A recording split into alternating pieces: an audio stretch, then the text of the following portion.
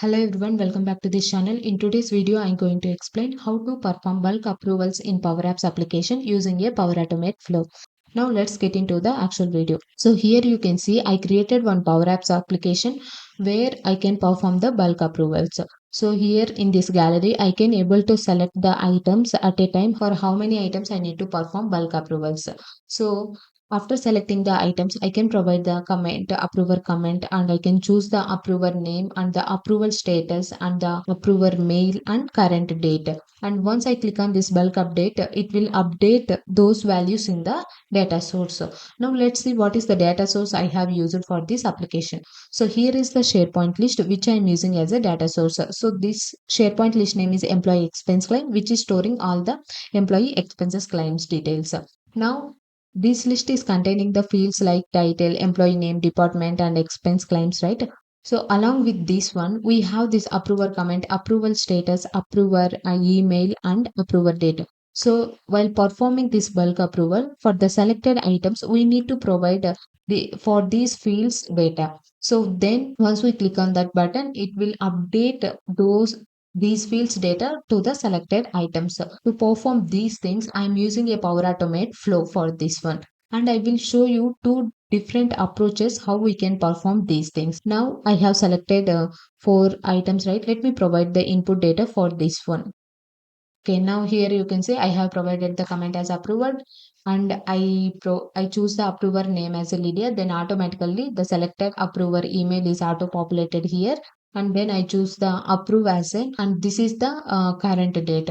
Now when I click on this bulk update, you can see the flow was running in the back end and it performs this bulk approvals. Now let's see in the SharePoint list, just refreshing. So you can see for the selected items, though these five fields data got updated. Okay, now we will see how we can implement this one and how we can implement this Power Automate flow. Basically, to implement this one, we have to create one flow. To that flow, we need to send the selected items IDs and also this approval data. So then only for these items, the Power Automate flow will update data. Now to select multiple items in the gallery, I have added one checkbox controls within that so that I can select as many items I need. And then for the approver comment, approver, I have added some input controls. So this text input control for comment and then combo box I have taken for this approver name to get the approver details. So in its items property, I used this choices function. Within the choices, this is the SharePoint list name. And from that, I am taking the approver column field.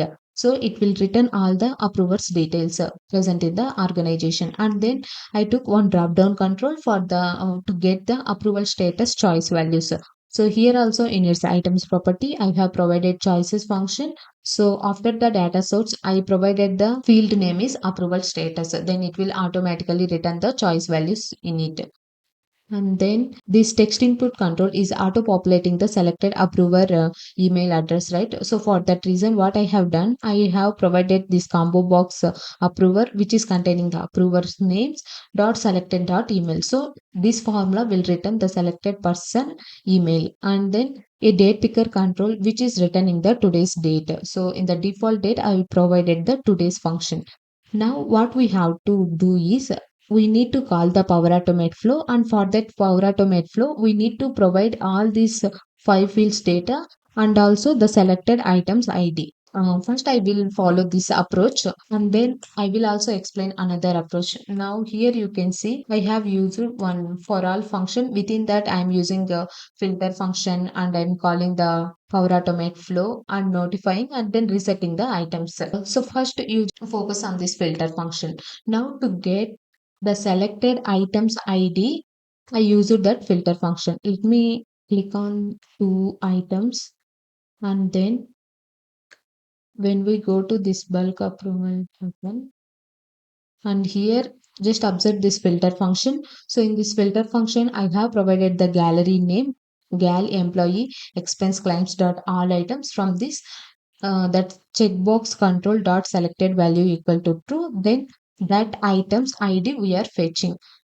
So when I click on this filter function, you can see that selected items record it is giving. So two items only we are getting. So it is giving only two records. So these two records are the ones which we selected in this gallery. So here also you can see, right? Now here is the Power Automate flow. For that Power Automate flow, we are providing the comment and approver dot selected email and this record dot ID, which means this filter is returning one table, right? From that table, we are iterating over using the for all function. So while iterating, this table we are taking as a reference. So this record dot ID will return the selected items ID one by one. And this is for providing the status value. I have provided drop down dot selected dot value. And then the date we need to send to the Power Automate flow, it should be in this format of year, month, and date. So using the text function, the selected date I am converting into in this format. Now let's see the Power Automate flow, how it is working. So the flow name is mass updates flow. So here is the mass updates flow. It took the trigger as a when Power Apps calls a flow. That is because from Power Apps we are sending the data to the flow, right? So in that case we need to take the trigger as a Power Apps one. And here, as I said, here we are providing the comment and email ID, all these things, right? In that format only, we need to take inputs here. So I took here approver comment and the approver claims. So it is taking the email and for the ID, status, and approval date. So for the string format, I took the text as the input, and for the email thing, I choose the email, and for the number, I choose the number data type, and for the date picker. So how we can choose? When we click, you can see the data types over here. So here only you can able to select that one. So I have provided all those inputs. Once we retrieve, we need to update those records details in the SharePoint list, right? So for that one, the SharePoint update item action will perform. So I choose this action, and for this action I have provided the site address, and then the list name is employee expense. I have created one solution, so that's why I'm using environment variable. You can also directly take the site address and release name from this dropdown. And for the ID, I'm taking ID from this trigger. So here you can see this ID is there, right? It is automatically showing. So once we click on here, let me show you how we can select. When you click on dynamic one, you can able to see ID. So like this we can add. Same for approver comment. I choose the approver comment which is taken from here, and then approval status, status value, and approval claims this one. So from Power Apps we are sending email for that. Again for the email field, we are providing approver claims only, which is containing the email address, and then for approval date and the date which we are taking from here. Now let me save this one only for testing purpose. I will update this one more time. And here let's come back, and then you can see the output over here. For these two items, we will provide reject, and the approver is Alex. This one as a reject. Now update this one, bulk update. And here when we come back, just refresh it. So now here you can see the first two records got updated and the flow also got run successfully.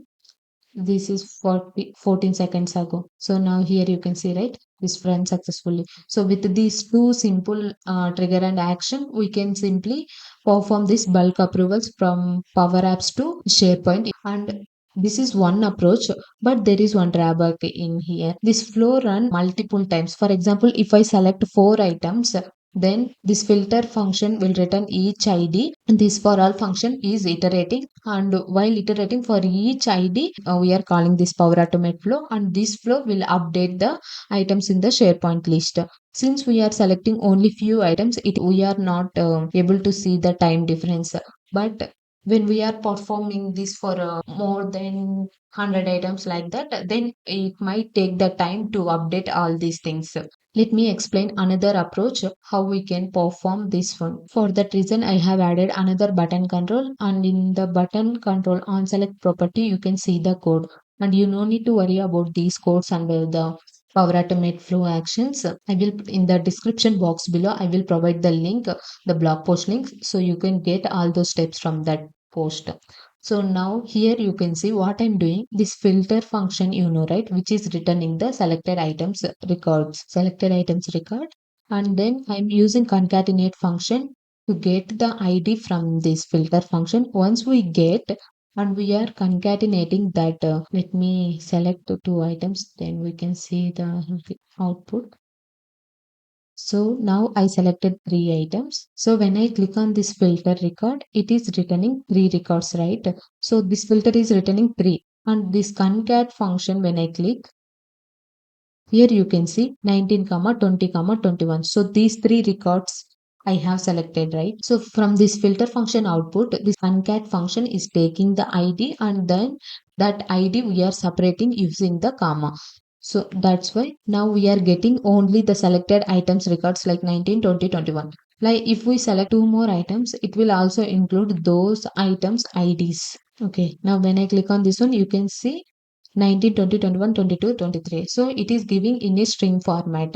And then I created one variable named where selected items IDs. In this, I am providing this one. So when I click on this where selected items, you can see since I didn't click on that button, it is not showing. But how this will contain is within the square brackets, it will add those 19, 20, 21 these IDs. So and this will be looking like an array, but it is string format only. Why I am doing like this is in the previous one I have iterating over each item and calling the Power Automate flow. Instead of that, we will collect all the IDs and at a time we will send these IDs. Let the Power Automate flow only will take each IDs and update the each items data. So for that reason, I have created like this. Now this where selected IDs variable will contain array in a string format which containing the selected items IDs. And then I am calling the Power Automate flow.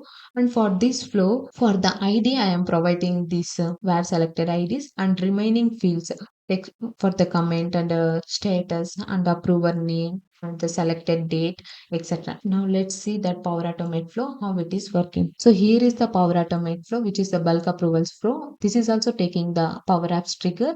And here you can see first I took the ID. That's why in here also for the flow I provided the IDs as a input and then comment. So here this is the text comment. Sorry. And then this is the comment and the status. So here the third one is the status and then approver and date, approver email and date. Since we are updating approver and approver email for both the fields, I am using approver email only. So I took only one input for that. And then here you can see for the IDs, we are sending a string of array from Power Apps, right? So I took one compose action and it's on input.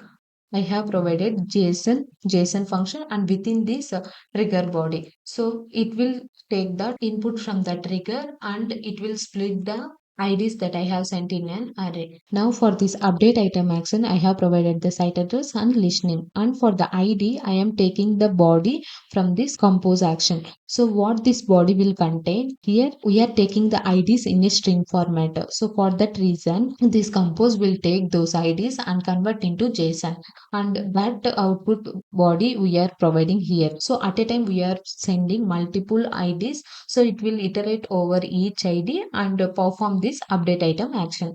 And so in this update item action we are providing the data for these fields: approval comment, approval status and approval claims, email and approval date. Let me click on this button control so you can see how it is working. This time I will provide reject only. This is the button bulk approvals. I didn't provide any notification, that's why we are not seeing anything here. Let me refresh it once. And now here you can see for all the selected items, these fields data, 5 fields data got updated. Now let's go back to the Power Automate flow. And when I click on this back button, here we will see the run. This is the 29 seconds ago. So this time the flow will run one time only, but it will iterate over each. So when I click on the compose action, and here you can see the outputs, show the outputs. It is taking the IDs that we have provided. You can see it is converting an array, and in this array whatever the IDs we are sending from the Power Apps, those it is containing. So thank you for watching this video and don't forget to subscribe our channel.